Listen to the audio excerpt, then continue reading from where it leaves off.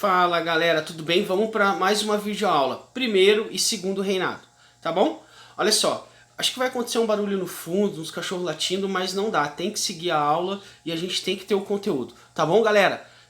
Vamos seguir então pro conteúdo. Lembrando, qualquer dúvida, né? Chama o professor lá no Instagram, @história toda, me chama no direct. Bora pra aula, professor? Vamos que vamos, galera.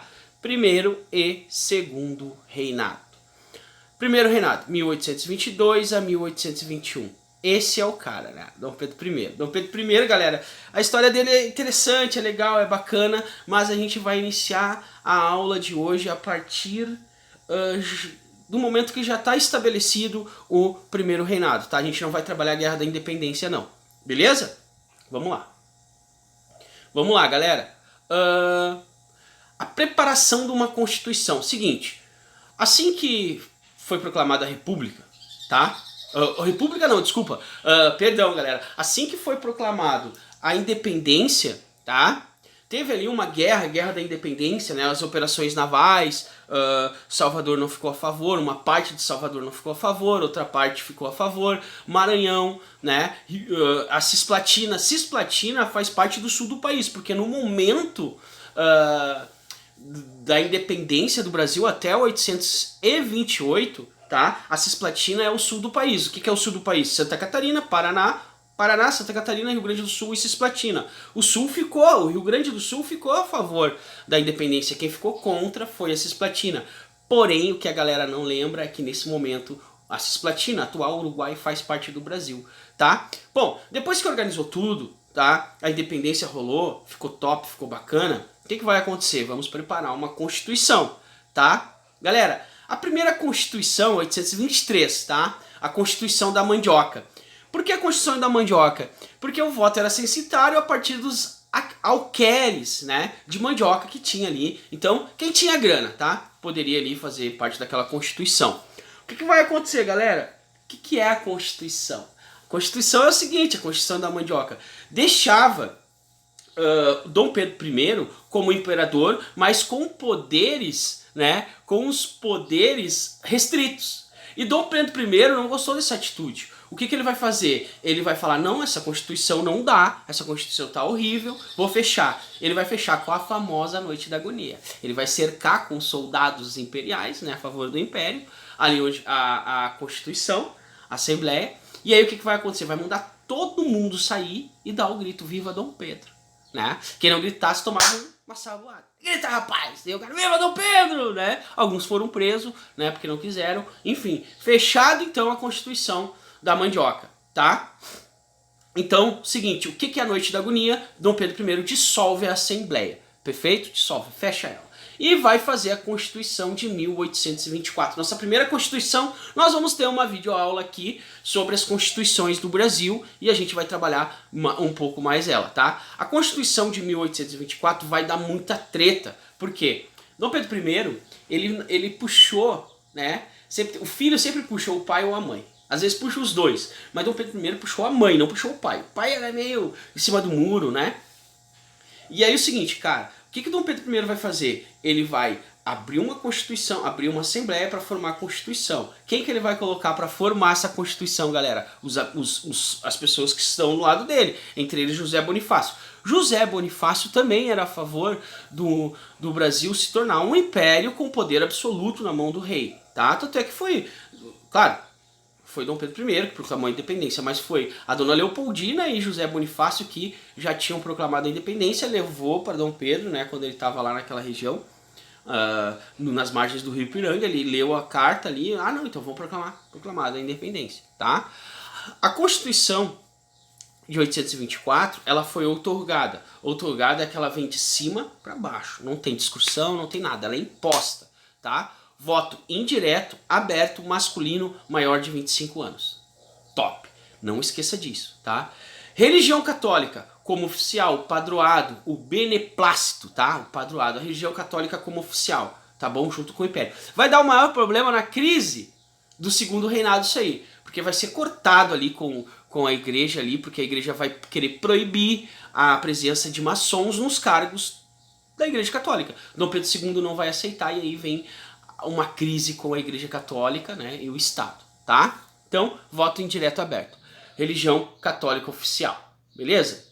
Divisão dos três poderes, executivo, legislativo, judiciário e moderador, Câmara e Senado vitalício, tá? Ou seja, o poder moderador é onde o poder fica centrado na mão do rei, do Dom Pedro I. Ele vai enviar para todas as províncias pessoas que estão no lado dele. Quem não tiver vai ser preso, vai ser afastado do cargo. Vitalício. Ele também, se tu não andar direito, ele pode tirar esse teu cargo aí, tá?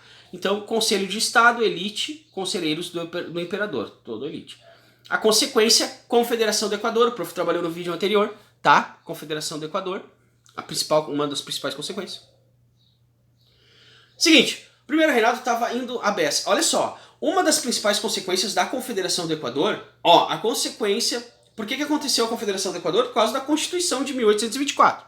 Agora, uma das principais consequências da Confederação do Equador é o seguinte, é a impopularidade de Dom Pedro I. Agora eu vou te perguntar uma coisa. Quais foram os países que, quando Dom Pedro I declarou a independência, aceitou de imediato a independência do Brasil? Primeiro, a Argentina em primeiro lugar ali, enfim, tá? Mas a Argentina não tinha tanto poder aquisitivo. Se a prova te perguntar, em primeiro lugar é os Estados Unidos da América. Check! Os Estados Unidos da América, 1822. Pô, sabe, com a doutrina Monroe, América para os americanos, América para todos. Pum! Aceito. E aí vem comércio. Pô, legal. Olha só que legal. O segundo país é a própria Inglaterra. Mas me pergunta aí, professor, e quando Portugal aceitou a independência do Brasil? Cara, a independência do Brasil só foi aceita em 1825 por Portugal. Portugal parava de encher o saco do Brasil. E aí o que vai acontecer, galera? Os portugueses vão exigir o quê? Vão exigir, o Dom Miguel lá, vão exigir uma indenização do Brasil. Aí o Dom Pedro vai falar assim, como é que eu vou te indenizar, cara, se eu não tenho dinheiro? Meu pai quebrou o Banco do Brasil, meu pai me deixou sem exército, eu proclamei a independência faz 3 anos, a recém consegui melhorar uma economia, a recém consegui criar o meu exército, a recém consegui ter as províncias do meu lado, né? Aí o que vai acontecer? Tá, então faz assim. Eu tenho um tratado aqui, eu tenho tratado de Methuen, tratado de panos e vinho, não, tratado de Methuen, né? Aí eu tenho uma dívida com a... Vamos esquecer o tratado. Eu tenho uma dívida com a Inglaterra, beleza? Aí o que acontece? Em vez de tu me pagar uma indenização, essa dívida tu assume. E aí a gente encerra por aqui. O que vai acontecer, galera? Dom Pedro I aceita. Só que Dom Pedro I, ele vai favorecer, galera, ele vai favorecer o quê? Portugal. E vai colocar em crise a econômica, não, já tá, né? O Brasil. Todo mundo fica assim. Aí, nesse mesmo tempo, vai acontecer o que, galera? A Confederação do Equador. Quando ele executa, quando Dom Pedro I manda executar, né, o Frei Caneca, quando o povo brasileiro assiste o corpo do Frei Caneca no chão ali, lembra que a praça estava vazia, depois que terminou, o pessoal foi ver e tal. Cara, todo mundo parou e pensou, pô, Dom Pedro I executou, Dom Pedro I é autoritário, cara, e eles pensaram assim. Depois o segundo pensamento deles foi o pior de todos. Foi o pior de todos, porque é o seguinte, pô, a gente é um país independente, nós somos o Brasil, não somos dependentes de Portugal, porém, o nosso imperador mata brasileiro. O nosso imperador é português. Nós somos um país independente, Brasil, mas o nosso imperador é português. E aí começa a se estabelecer a crise. Ao mesmo tempo que está acontecendo, galera, o que está acontecendo é o seguinte, a guerra na Cisplatina. A guerra da Cisplatina, galera, terminou a Confederação do Equador, tá?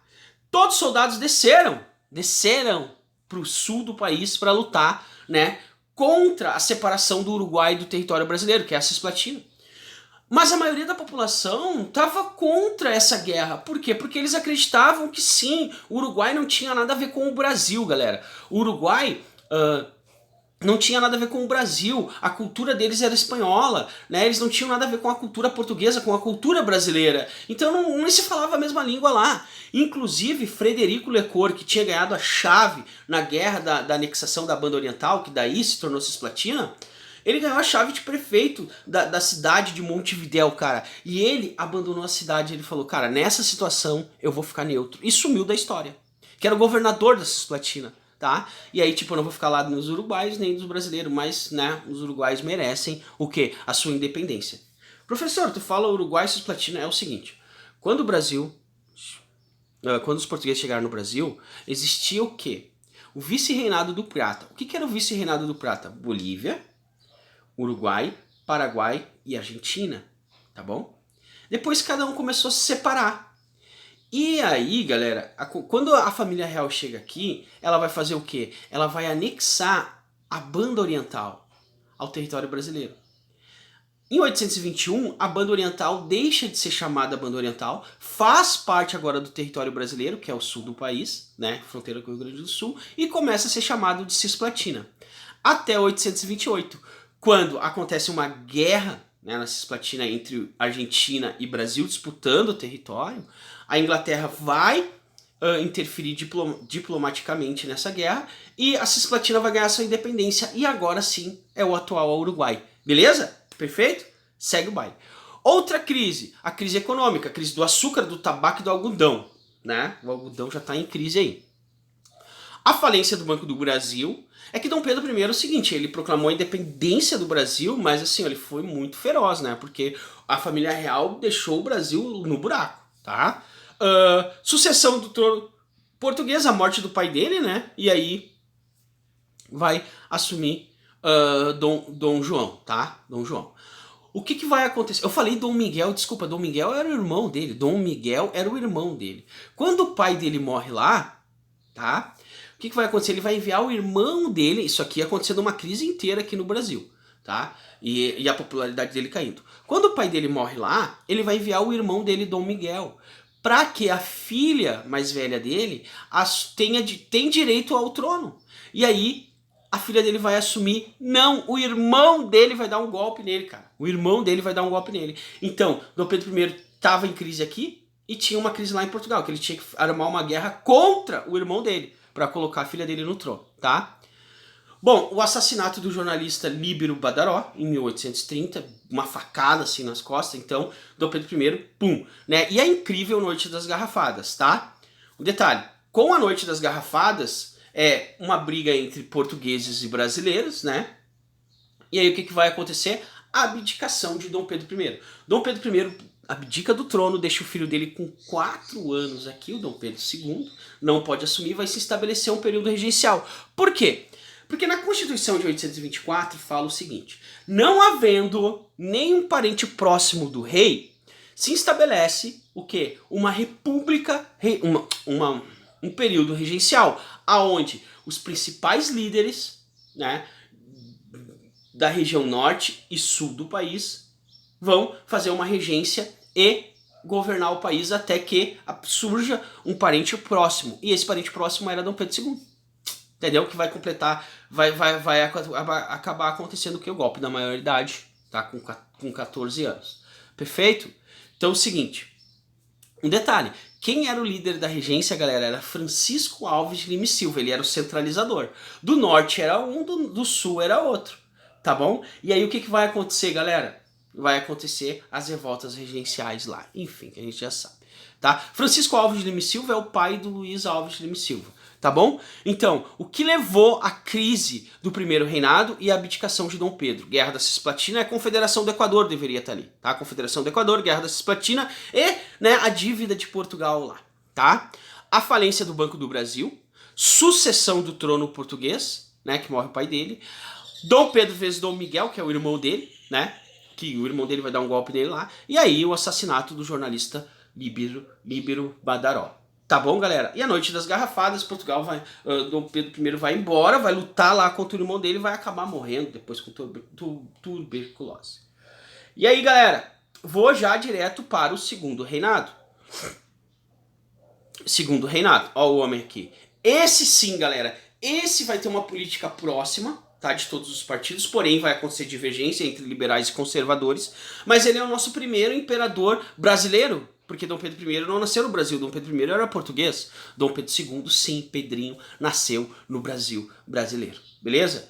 Cara, o sistema político ali, tá? Liberais vezes conservadores, porque daí Dom Pedro I já tinha morrido, tá? Os restauradores ali, enfim, porque daí tem aquela parte lá que tem os restauradores e tal, que queriam a volta de Dom Pedro I. Liberais vezes conservadores, cada um com seus ideais, tá?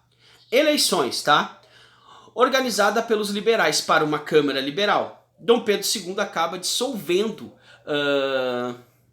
o Ministério Liberal e assume o Partido Conservador. Galera, o prof não colocou ali, mas é o seguinte, essas eleições que vai ser as eleições do cacete, tá? Do cacete. Então tu anota aí, eleições do cacete, organizada pelos liberais para uma Câmara Liberal. Fechou, tudo certo, porque foram eles que deram o golpe no conservador. Foi Padre Feijó, liberal, que deu o golpe no Araújo Lima, na regência ali, né? E aí vai se estabelecer o golpe da maioridade. Esses são os antecedentes do segundo reinado. Top? Galera, seguinte, vai ser organizado então as eleições liberais ali para uma Câmara Liberal. Só que vai chegar um momento ali, 1 ano depois, 2 anos depois, Dom Pedro I vai dissolver, porque não está adiantando, tem muita revolta acontecendo ainda do período regencial. E vai colocar, né, o líder, assume o ministro, ele vai dissolver o Ministério Liberal e assume o Partido Conservador. Por causa disso vai dar as revoltas liberais. São Paulo, Rio de Janeiro e Minas Gerais. Cara, quando falar do segundo reinado, sim, o primeiro reinado, a gente tem que entender que o centro do país é São Paulo, Rio de Janeiro e Minas Gerais. Sempre isso, tá? Beleza? Parlamento às avessas. Galera, resumidamente, tá? Resumidamente, parlamento às avessas é o seguinte. Presidente do conselho do ministro nomeado pelo imperador. Acabou! Fecha a conta, fecha a régua. É isso. Centralizar o poder. Mas eu vou explicar aqui. Parlamento das avessas, o parlamento, galera, é o parlamento inglês que eles querem copiar. Hoje, tu vai ver uma convenção, qualquer notícia de alguns países, tu vai ver que vão falar do presidente do Brasil, presidente da Argentina, presidente do Uruguai, presidente, enfim, presidente dos Estados Unidos, de vários países. E alguns países vão falar primeiro-ministro. Por quê? Porque, por exemplo, a Inglaterra é o parlamentarismo, onde o rei reina, mas não governa. Quem vai governar vai ser o primeiro-ministro. Como funciona isso? O povo decide o deputado, né? Vota nos deputados. Pronto, fechou a votação, as eleições. Todo mundo, teu deputado foi eleito, tá? Aí o que vai acontecer? Parou, tá? Todo mundo assumiu a posse e tal, 500 deputados lá. O que vai acontecer? Todos esses deputados vão se reunir, cada partido vai escolher um cara para ser representado como ministro, cada partido. E aí vai ser feitas as eleições. O povo não vota, quem vota é o deputado. Mas, praticamente, indiretamente, o povo vota. Por quê? Porque tu votou naquele deputado. Aquele deputado tem o quê? Os mesmos ideais que você. Então, o voto daquele deputado está representando o teu voto nele. Entendeu? Então, o primeiro-ministro se torna, depois das eleições ali dos parlamentos, para decisão do primeiro-ministro, pronto, o primeiro-ministro assumiu. Tá? É como se fosse presidente. Qual é o tempo de mandato, professor? Pode ficar 3 meses, 4 meses, 1 ano, 2 anos, 3 anos, 4 anos, 5 anos, 6 anos. Entendeu? Fez uma cagada, sai fora. Perfeito? E o parlamento das avessas é diferente. Em vez dos deputados indicarem, né? Indicarem o ministro, cada um indica o seu ministro e tal, e daí vão fazer as eleições entre eles. Quem ganhar é o primeiro-ministro. O parlamento das avessas é o contrário. Todo mundo tem o seu deputado ali, só que o Dom Pedro I elege seu primeiro-ministro. Praticamente ele tá governando. Perfeito? Essa é a parada, tá? Galera, conflitos externos e conflito interno. Conflito externo, guerra contra Oribe e Rosas. Faz uma videoaula depois, se der tempo. 850 a 851. É o primeiro conflito que vai anteceder o quê? A Guerra do Paraguai. Guerra do Paraguai, 1864 a 1870. Perfeito? Conflitos externos. Revolução Praeira, o prof fez o vídeo lá, é uma revolta liberal, né, do jornal Diário de Notícias, que fica na Avenida da Praia, lá em Pernambuco. Beleza? 1848 a 1850. Economia do segundo reinado. Agora venha. Economia. Principal economia do segundo reinado é o café. Vai até 930 o café, tá? Como principal economia. Só que tem 2 pontos diferentes. Vale do Paraíba e o Oeste Paulista. Vale do Paraíba, 1830 a 1860. Oeste Paulista, 860 até 930. Tá bom? Qual a diferença? Galera, o Rio de Janeiro é muito mais... é muito menos evoluído que São Paulo na industrialização do café. E o café vai ser a principal base para a industrialização também. Por quê? Por exemplo, São Paulo, tu precisa escoar o mais rápido possível a tua produção do café. Então tu vai ter que ter estradas, tu vai ter que ter um porto sofisticado para acelerar a saída do produto. Perfeito? Agora um detalhe, é nesse é nessa diferença que Rio de Janeiro ele ainda depende da mão escrava como economia. São Paulo já vai trazer os imigrantes tanto da Itália como da Alemanha, porque está acontecendo a unificação tardia lá, tá? E aí, galera, o São Paulo vai pegar o quê? Vai pegar o quê? Vai pegar os imigrantes para trabalhar aqui no lugar do escravo, beleza? Tranquilo? Então tem essa diferença. Sempre entenda, Rio de Janeiro é sempre menos avançado, mais ultrapassado perto de São Paulo. São Paulo tá bem na frente. São Paulo, por isso que São Paulo é a principal economia hoje também, tá? Do Brasil. Industrialização. Barão de Mauá. Barão de Mauá, tá, galera? Inclusive gaúcho, né? Cara, Barão de Mauá é demais, cara. Ele era contra a mão de obra escrava, porque ele era... Cara, ele trabalhou com 13 anos na vida dele. Ele saiu do Rio Grande do Sul, porque o pai dele morreu, né, por uma facada. A mãe dele casou com um cara, esse cara não dava muito bem com ele, ele foi pro Rio de Janeiro. Chegou no Rio de Janeiro, galera, ele começou a trabalhar com 13 anos e foi trabalhar com escocês. E aí o escocês, pô, cara, esse cara trabalha muito, o que vai acontecer? Vai dar a sociedade pra ele. E aí ele vai começar a viajar por todo o país e tal, por todos os países, e ele vai ver a Inglaterra e vai falar, nossa, cara, como o Brasil tá ultrapassado, iluminação, tudo, cara, industrialização bombando. E ele vê que pro Brasil aquela mão de obra escrava ainda e tal, e ele é contra isso, e ele vai trazer a industrialização pro Brasil. E ele era contra a mão de obra escrava, tá? Inclusive, o Prof faz uns vídeos lá no Instagram dele, se vocês quiserem, sobre a Era Mauá, tá? Ele vai construir diversas estradas de ferro. Ele vai comprar o Banco do Brasil, vai ser Banco do Brasil Mauá, né? Então, vai emprestar dinheiro pro Brasil. Ele tinha mais dinheiro que o Brasil, porque é o seguinte, ele comprou um estaleiro no Rio de Janeiro. Tem aí até hoje esse estaleiro. Esse estaleiro servia para caçar baleia. Por quê? Porque a baleia o óleo da baleia dava para fazer diversas coisas, entre isso iluminação noturna. E ele compra porque entrou em crise a baleia, mano. Não tinha mais baleia, de tanto caçar, não tinha mais baleia. E ele vai comprar esse estaleiro. Esse estaleiro tem quase 20 escravos. Ele compra com os escravos e ele liberta todos. Ele dá alforria para todos. Beleza? Porque ele acreditava na industrialização. E ele vai dar um banho no segundo reinado, né? E o mundo inteiro falava que o único cara de confiança na América latrina era o Barão de Mauá, tá?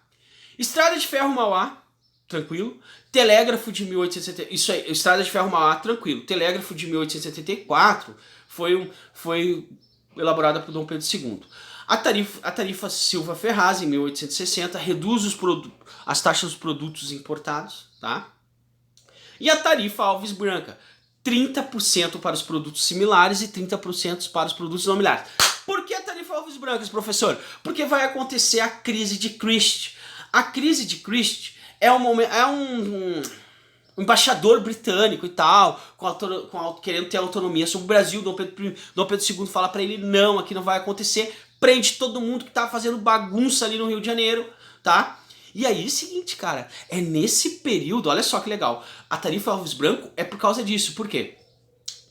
Porque o embaixador Christie, né, vai bater de frente com o Dom Pedro II. Dom Pedro II vai falar, não, cara, aqui não é igual ao Portugal não, mano. Aqui nós somos uma nação e vocês têm que ter respeito. E um inglês aqui, ele vai cumprir a pena no Brasil. E não vai ser ninguém solto, sai daqui! Mais ou menos isso. Cria aí, cara, um sentimento de nacionalidade no brasileiro. Inclusive, Solano Lopes, na Guerra do Paraguai, vai se dar mal, porque vai ser, cara, por causa desse contexto aí também, da questão de Christie, não... Depois, né, Dom Pedro II cria demais essa nacionalidade. Eu sou brasileiro, que nem o americano, né? Eu sou americano e tal, eu sou dos Estados Unidos da América. Enfim, ele cria isso aí. E lá na Guerra do Paraguai vai dar um dos estopinha, porque os colorados estão torturando os blancos lá no Uruguai, né? E aí o Dom Pedro II vai invadir com o exército imperial para terminar com essas torturas, que não se tortura brasileiro. Perfeito? Por causa dessa questão de Christie aí. Aí, tarifa, o que vai acontecer? A Inglaterra acha que pode comigo? Então eu vou fazer tarifa Alves Branca. Tarifa Alves Branca de 1844. 30% para produtos não similares e 60% para produtos similares. Ou seja, tem um produto que é produzido aqui no Brasil, vem da Inglaterra, 60% de imposto para vocês, mano. Querem deixar aqui, né? O produto não tem aqui 30% de imposto. Cara, a Inglaterra se ajoelhou para o Brasil. Sabe? Caiu assim, putz, cara, os caras são brincadeira, não é Portugal não. Porque a Inglaterra estava acostumada a fazer assim com Portugal, depois fez com Dom Pedro I, achou que ia acontecer com Dom Pedro II. Dom Pedro II dá no meio, perfeito? Em contrapartida, daí a gente vai entrar, A Inglaterra vai ficar possuída com isso, aceita essa situação e tal, da tarifa alvos brancos, da questão de Christie e tal. O que vai acontecer, galera? A Inglaterra vai colocar a lei Bill Arbidin, que ela vai se estabelecer como fiscal do oceano. Vai pegar qualquer navio negreiro, afundar e botar de volta na terra, porque é proibido tráfico de escravos no Oceano Atlântico. Entendeu? Entendeu? Beleza? Então, vamos lá. A questão de imigrantes, tá? Nicolau Vergueiro, cara, fazenda Ibicaba. Aí, tem duas questões. São Paulo, né, que é uma fazenda que vai pegar os imigrantes italianos, porque numa guerra, galera, numa guerra, quem sofre é o pobre. Então, só que os pobres sabem trabalhar, tá? E aí o que vai acontecer com eles, galera? Eles vão receber uma proposta de vir pra cá, trabalhar no Brasil. Mas cuidado, tá? Nem tudo é um paraíso, porque eles vão trabalhar como uma escravidão servil, sabe? Eles vão estar sempre devendo dinheiro, porque essa privatização vai trazer os caras tudo pra cá com a economia da fazenda, né? E aí quando chegar aqui tá devendo dinheiro e tal, enfim, e aí tem que trabalhar para pagar e tal. Só em 870, cara, que é a imigração subvencionada, que é financiada pelo Império, então cuida isso. A prova também gosta de cobrar. E aí a questão de Christie ali que o prof falou, tá? Galera, contexto. Ah tá, o contexto da questão de Christie. A pilagem da carga do navio inglês, príncipe não sei o que e tal, naufragou no Rio Grande do Sul em 1862. A prisão de oficiais britânicos haviam feito confusão no Rio de Janeiro por estarem bêbados. Mais ou menos isso, tá, galera?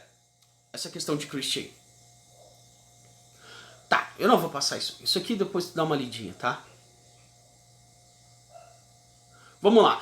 Processo abolicionista, as leis do segundo reinado. Cuidado, processo abolicionista é que vai criar grandes grupos, tá? Intelectuais, donos de jornais, periódicos, enfim, galera, que vai bater demais nessa tecla da escravidão, tá? E o governo brasileiro, presta atenção, qual o único partido que vai ficar no lado do Dom Pedro II? É os conservadores, porque os conservadores são donos de escravos. E cada escravo, lembra, custa muito dinheiro. E aí os conservadores sempre vão bater na tecla. Tá, e aí? Quem é que vai me dar minha indenização pelo que eu gastei naquele escravo? Bota aí 130 escravos que eu tenho. Bota aí 50 escravos que eu tenho. O governo vai me indenizar? E aí? Dom Pedro II, não, calma aí, cruzado e tal. E Dom Pedro II sempre fica ali naquele impasse. E aí vai ser uma crise depois, né? Galera, a primeira lei é a lei Bill Arbidin. Tá? Que é aquela lei que o prof falou, 1845 a Inglaterra vai começar a dificultar o tráfico de escravos no Oceano Atlântico.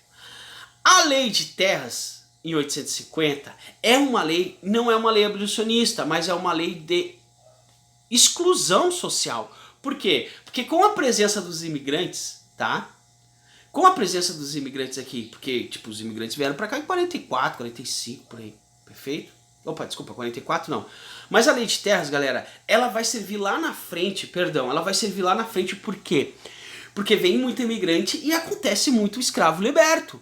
E aí esses escravos, eles podem ter o direito da posse da terra. Então vai ser privatizadas as terras e quem tiver quem tiver condições de comprar, pode comprar. Menos o imigrante, porque o imigrante só pode comprar terra aqui no Brasil depois de 3 anos estabelecido aqui. Ao contrário, não. Já exclui o imigrante daí. E o ex-escravo não tem dinheiro para comprar. Quem vai comprar vai ser sempre a elite. Beleza? Grandes quantidades de terra.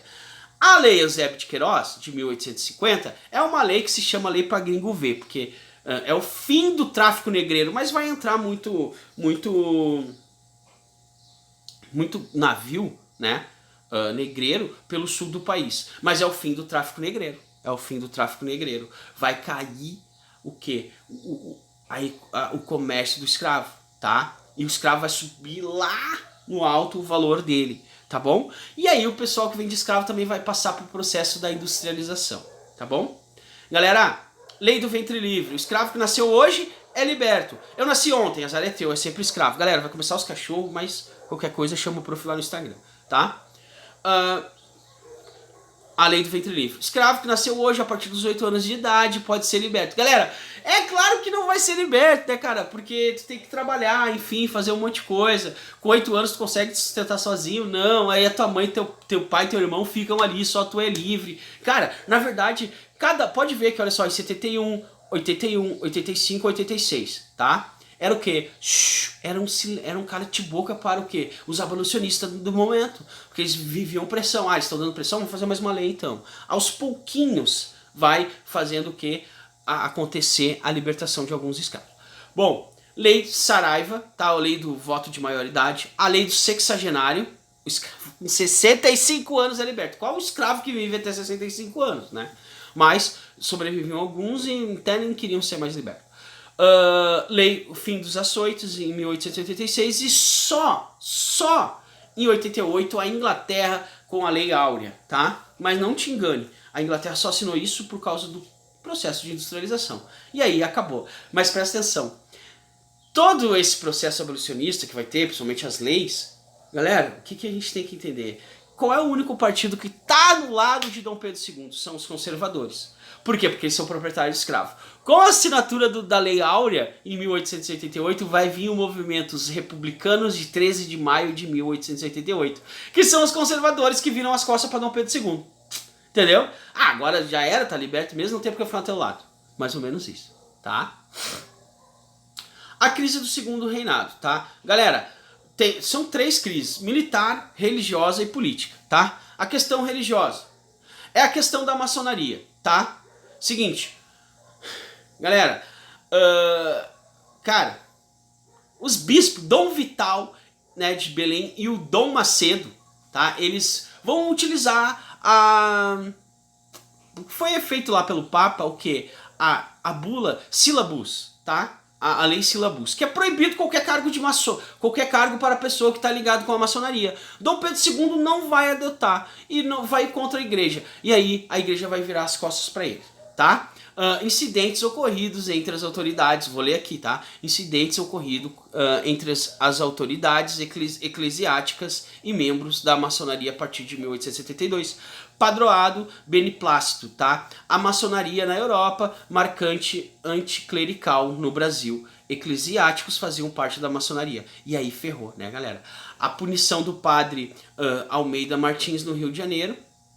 Intermediações dos bispos Olinda de Dom Vital e em Belém, Dom Macedo, tá?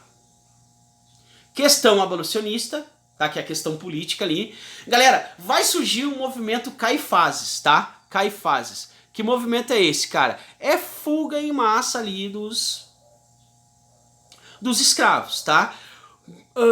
Abolicionista muito forte após a Guerra do Paraguai, tá? Vou explicar rapidinho aqui. É porque os escravos ali relacionados aos voluntários da pátria, eles iam ganhar a liberdade deles e acabaram não ganhando. Intelectuais médicos, ali no Ceará e Amazonas, pioneiros na libertação.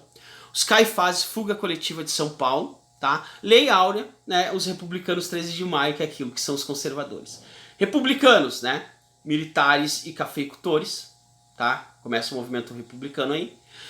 A questão militar, fator muito forte que contribuiu foi a proibição de fazerem pronunciamento através da imprensa, né? O baixo soldo e a influência do positivismo. Beleza? Positivismo. Se na independência foi a influência iluminista, né, em 1822, na República foi o positivismo que estava acontecendo no continente europeu também, tá?